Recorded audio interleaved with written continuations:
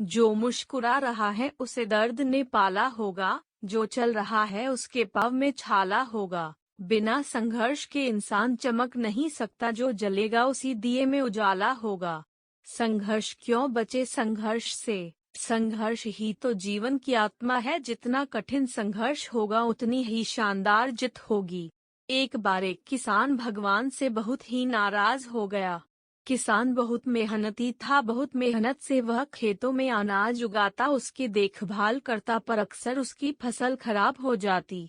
कभी सूखा पड़ जाता, कभी बाढ़ आ जाती, कभी तेज धूप, कभी आंधी, कोई न कोई कारण बन ही जाता कि उसकी फसल खराब हो जाती। एक दिन वह किसान गुस्से में आसमान की ओर देखकर भगवान से कहा, हे ईश्वर, आपको लोग सर्वज्ञता मानते हैं कि आप सब जानते हैं, कहते हैं कि आपके इच्छा के बिना एक भी पत्ता नहीं हिलता, पर मुझे तो लगता है कि आप छोटी सी छोटी बात भी नहीं जानते। आपको तो ये भी नहीं पता कि खेती बाड़ी कैसे करते हैं। अगर आप जानते होते तो हर समय जो बाढ़, आंधी और तूफान आते हैं वो कभी नहीं आते।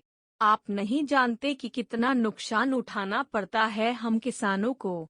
यदि आप मेरे हाथ में यह शक्ति दे कि जैसा मैं चाहूँ वैसा मैं मौसम कर दूं, फिर आप देखना मैं अन्न के भंडार लगा दूंगा।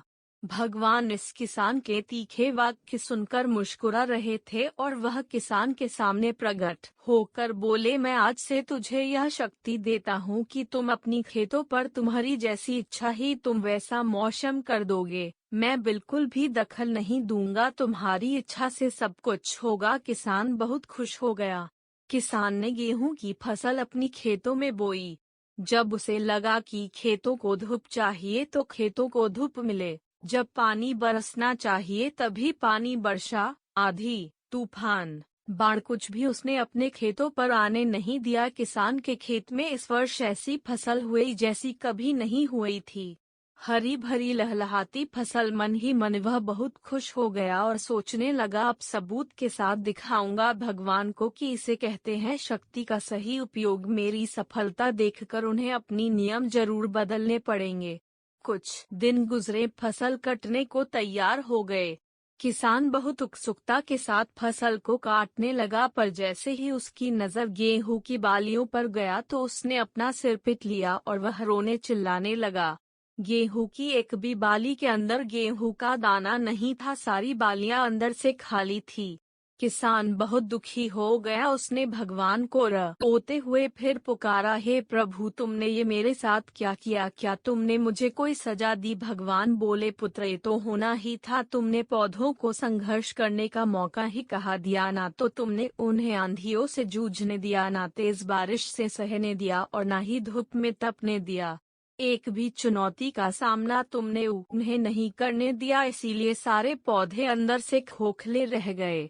जब आंधी, तूफान, तेज बारिश और धूप पड़ती है तभी ये पौधा अपने अस्तित्व को बचाने के लिए संघर्ष करते हैं, और इसी संघर्ष से एक बल पैदा होता है जिसमें शक्ति होती है, ऊर्जा होती है, और यही ऊर्जा पूर्ति तेरे गेहूं के दानों की तरह जो नहीं फूटी। तूने उन्हें कठिन परिस्थितियों से गुजरने ही नहीं दिया जहां उनके अस्तित्व का जन्म होता।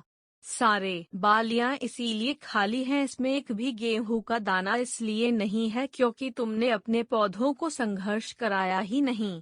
याद रखिए, स्वर्ण में सवर्णीय आभा तभी आती है जब वह आग में तपने, गलने और हथौड़े से पीटने जैसे संघर्षों से गुजरता है। कोयले का टुकड़ा हीरा तभी बनता है जब वह उच्च दाब और उच्च ताप की मुश्किल परिस्थितियों से गुजरता है। इसी तरह यदि हमारी जिंदगी में कोई संघर्ष ही ना हो, कोई चुनौती ही ना हो, तो हम भी गेहूं की बालियों की तरह खोखले रह जाएंगे, कोई अस्तित्व नहीं होगा हमारा। विपरीत परिस्थितियां, चुनौतियां, समस्याएं हमें और अधिक निखारती है। यदि जीवन में कठिन परिस्थितियां और चुनौतियां आए तो घबराना मत, बल्कि सामना करना, विश्वास करना कि आप और अधिक निखर जाओगे और अधिक मजबूत बन जाओगे। किसी ने कितना सही कहा है, जिंदगी जीना आसान नहीं होता, बिना संघर्ष कोई महान नहीं होता। जब तक ना पड़े हथौड़े की चोट तब तक पत्थर भी भगवान नहीं